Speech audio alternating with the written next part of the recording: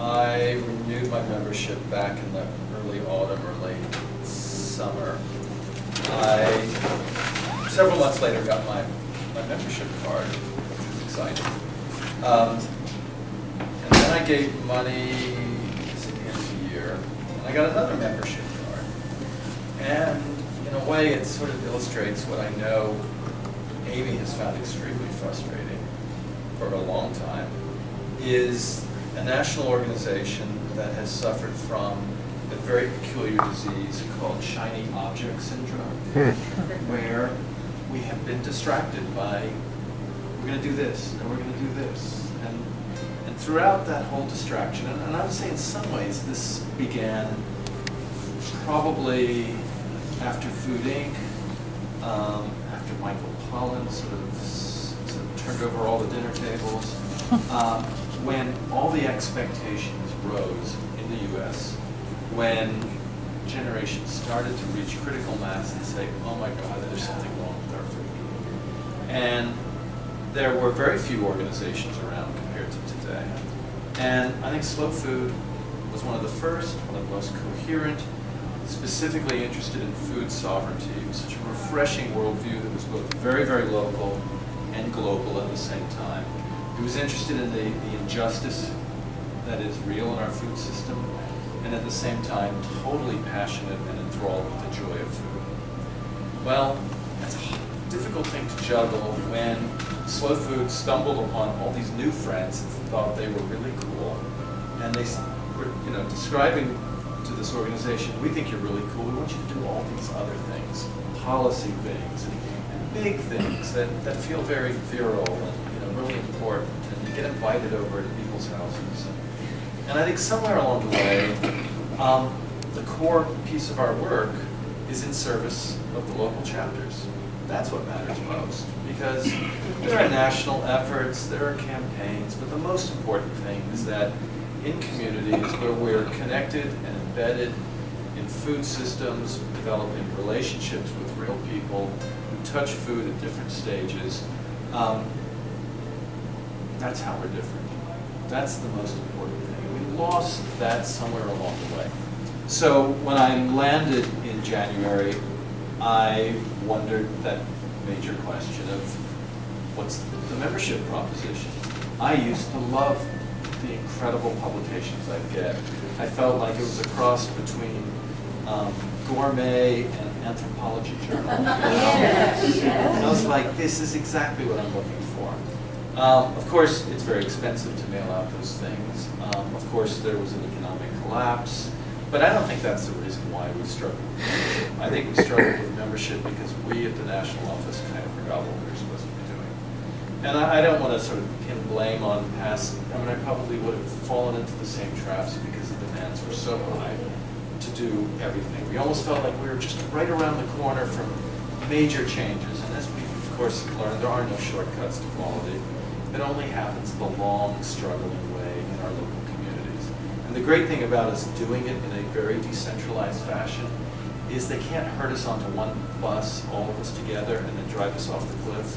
We're much harder to compete with if we're all over the place. So in the first few months I've been there, we've been really trying to identify where are things really unhealthy. They're unhealthy in our management of our database, of our information. And we're trying to get out of the system we have to build one that is just simpler and cleaner, that's easier to use. But it's going to take us some time. But it speaks to a much larger issue is how do we rest as an organization nationally? I think in some ways it's like we competed with the locals, we competed with the global.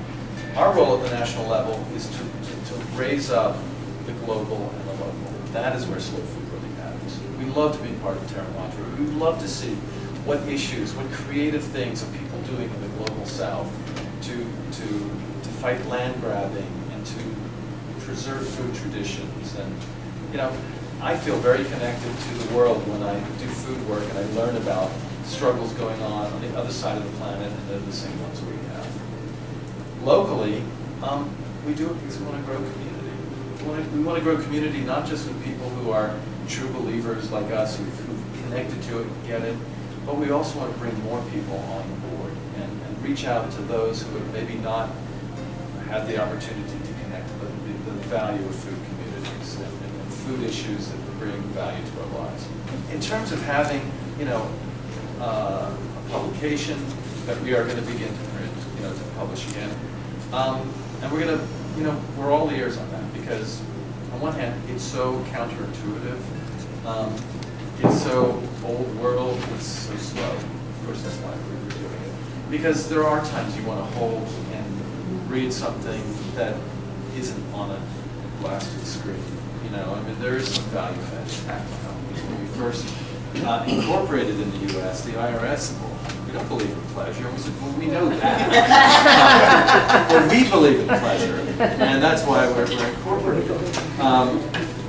So, we know that that is difficult, but what we have done in the national office is we've really dismantled all the different departments we had, which, to be true, we're kind of at war with each other. There was these fights, are we joy, are we justice? The answer is we're both. And we need to integrate it into all of our work so that the local chapters and the members are at the center of our work.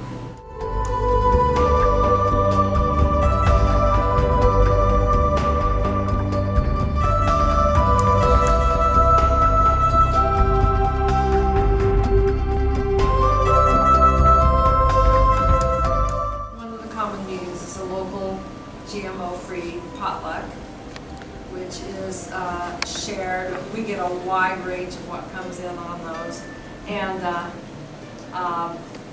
and sometimes we have time to actually talk about what everybody brought. And then there's usually also, we have some kind of speaker, and that could be a farmer, rancher, public policy maker, chocolatier. Oh, the chocolatier. There you go. Mélangeur. Do you know what a mélangeur is? Do you know the difference between, this is something I've always wondered, the difference between chocolate in Mexico, where it's historical, and what the Europeans did to make it into the chocolate that we all eat. And the difference is that they grind it in this mill for like 3 days. And this woman had her mélangeur there, grinding,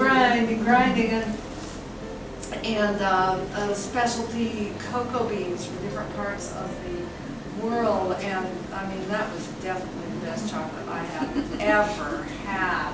And we had a chocolate potluck to go with it. So we were like, chocolate. So those are the basics of the meetings. And then we also have an event. But I'm very good about hooking into an event. If something good is going on through Prescott College or the community or GMO-free Prescott, well, let's make that our event. I try to have a lot of activities, and I don't worry about there being a lot of people there. We are not a group that's focused on making a lot of money.